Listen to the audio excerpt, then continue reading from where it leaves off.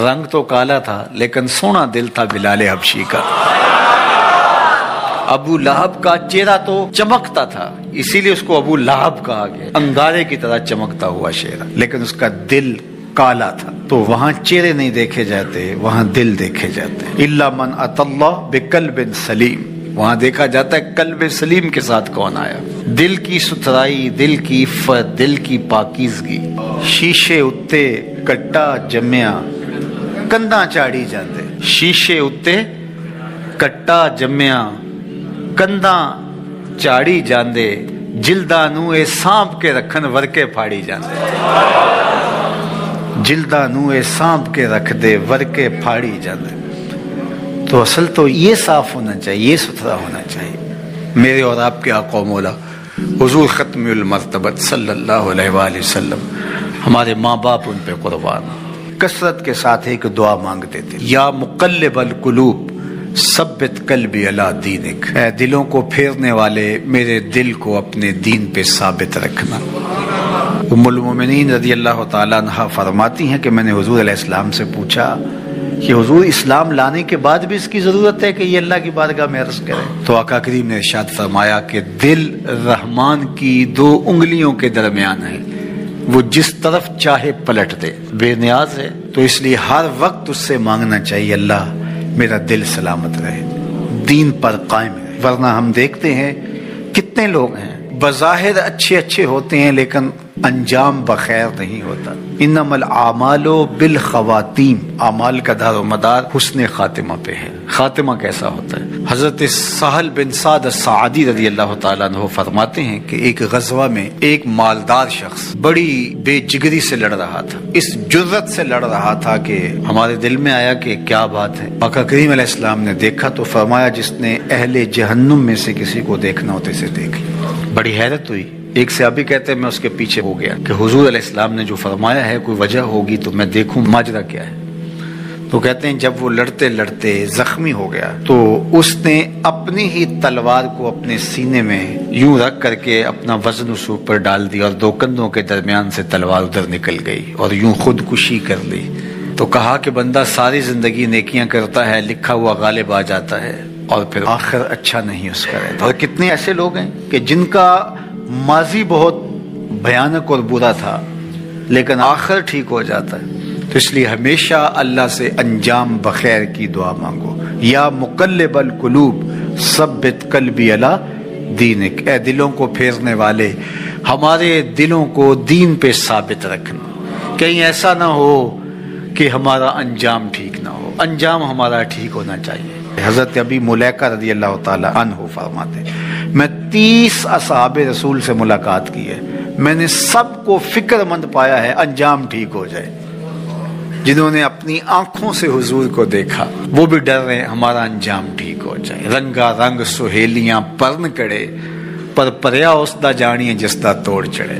ہمیں ایک اور دعا ترغیب دی گئی قرآن مجید میں اہل ایمان کو، اور وہ کیا؟ ربنا لا تزغ قلوبنا بعد اذ ہدیتنا وہب لنا من لدنک رحمہ انک انت الوہاب۔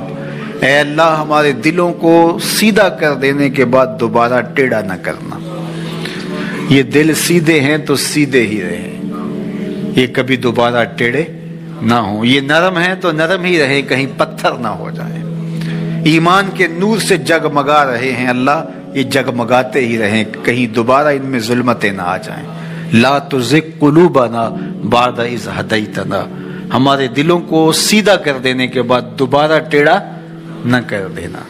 وہب لنا من لدنک رحمہ، اور ہمیں اپنی جناب سے رحمتیں عطا کر دے۔ انک انت الوہاب، تو وہاب ہے، اپنے کرم سے اپنے فضل سے ہمیں مالا مال فرما دے۔ تو میری دعا ہے اپنے لیے سب سے پہلے اور آپ سب کے لیے اور اپنے جملہ دوستوں کے لیے، پیر بھائیوں کے لیے، سب ملنے والوں کے لیے کہ اے اللہ ہم سب کو ہمیشہ ثابت قدم دین پہ رکھنا، آخری ہچکی تیرے نام پہ آئے، تیرے محبوب کی غلامی میں آئے، ہم سب کا خاتمہ ایمان پہ۔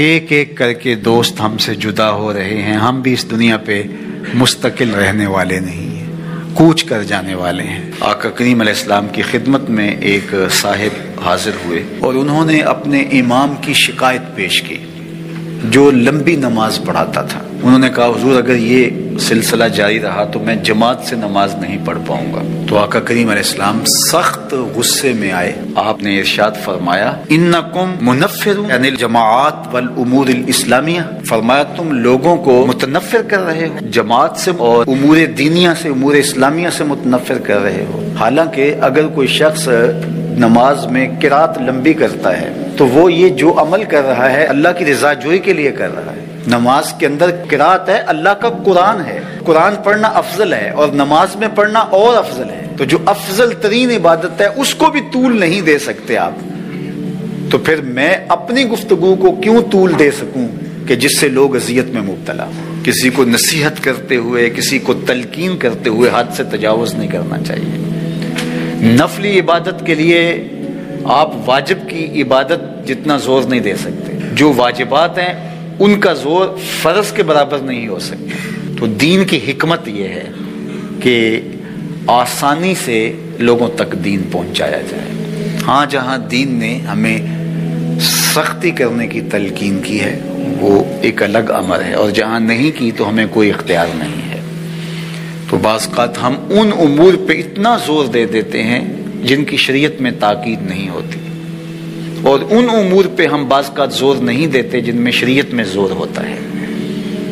تو یہ پھر ہم اپنی خواہش کو مقدم کر رہے ہوتے ہیں۔ تو اس لیے کسی بھی امر کے اندر تبلیغی امور ہوں، اعمال ہوں، رویے ہوں، گفتگو ہو، طرز معاشرت ہو، اس میں جو ہے وہ حد سے تجاوز نہیں کرے۔ شریعت نے جس حد تک جانے کا کہا، دیکھیے جہاد میں آخری حد تک جانے کا کہا ہے، مخالف کی گردن اتار دینے کا حکم ہے، وہاں ہم جا سکتے ہیں، لیکن وہاں بھی حد بندی رکھی کہ بچوں کو قتل نہیں کرو گے، بوڑھوں کو قتل نہیں کرو گے، اسی طرح بیماروں اور لاغروں کو، معذوروں کو قتل نہیں کرو گے، ان کے پروہت، پادری اور ان کے جو مذہبی رہنما ہیں ان کا قتل نہیں کرو گے، فصلیں نہیں اجاڑو گے، جانور نہیں قتل کرو گے۔